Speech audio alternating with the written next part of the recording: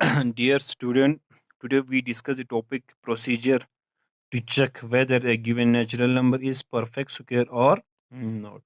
एक नंबर जो है परफेक्ट स्क्वायर है कि नहीं कैसे हम चेक करें, तो इसके प्रोसीजर के बारे में आज हम डिस्कस करेंगे। सबसे पहले ऑब्टेन द नेचुरल नंबर, सबसे पहले तो नंबर को देखना है। स्टेप सेकंड में क्या बोलते हैं, right the number on the product of prime factor.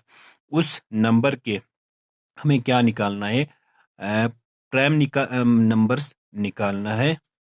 तो स्टेप थर्ड में group the factor in a pair in such a way that both the factor in each pair are equal. इसके बाद इस पूरे फैक्टर्स का जो है pairing बनाना है। पेयरिंग बना के एक इक्वल ग्रुप में इसका पेयरिंग बनाना है।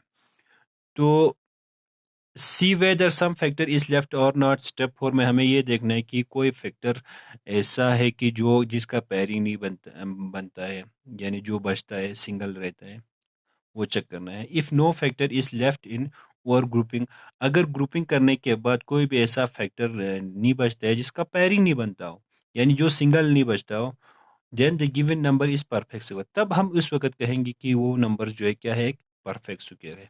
Otherwise it is not a perfect square. अगर कोई ऐसा फैक्टर्स बचता है जिसका पेयरिंग नहीं बनता है, यानी वो सिंगल ही रहते हैं पेयरिंग करने के बाद, तो उस वक्त हम कहेंगे कि ये नंबर जो है क्या है, परफेक्ट स्क्वायर नहीं है। स्टेप 5 में to obtain the number whose square is the given number 10 one factor from each group and multiply।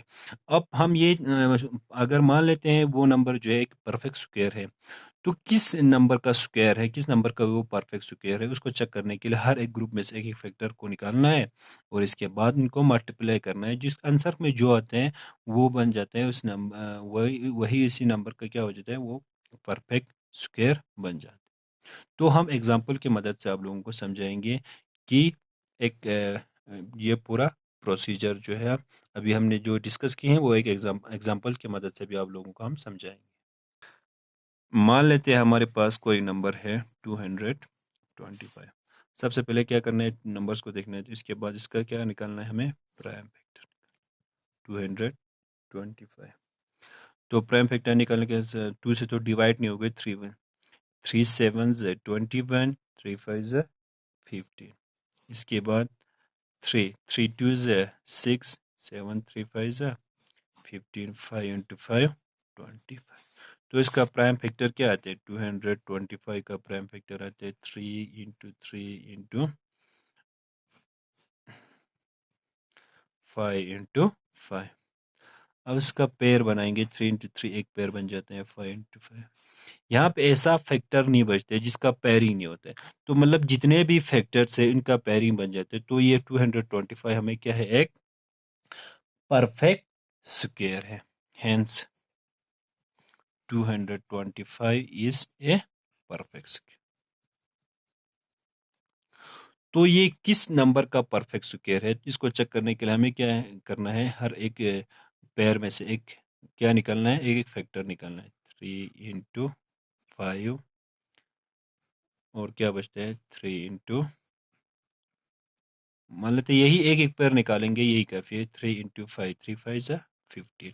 तो 225 किसका परफेक्ट स्क्वायर है, 15 का स्क्वायर जब करेंगे तो ये किस क्या बन जाते हैं, 225। अब हम और एक दूसरा एग्जांपल ले लेते हैं। दूसरा कोई नंबर मान लेते हैं 17640, हमारे पास कोई एक नंबर है। तो सबसे पहले हमें इसका क्या निकालना है, प्राइम फैक्टर निकालना। 2 8 16, 2 8 16, 2 2 4, 2 0 0।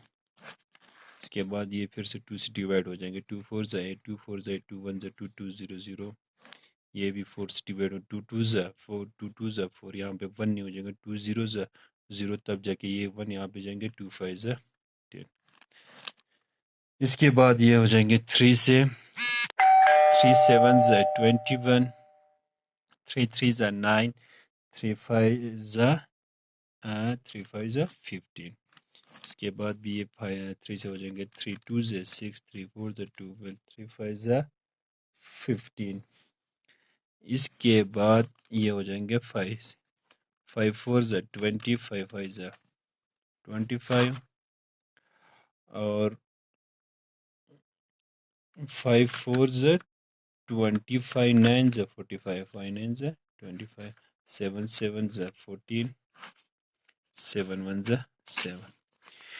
इसका प्राइम फैक्टर्स क्या क्या आ जाते हैं 2 इंटू 2 इंटू 2 इंटू 3 इंटू 3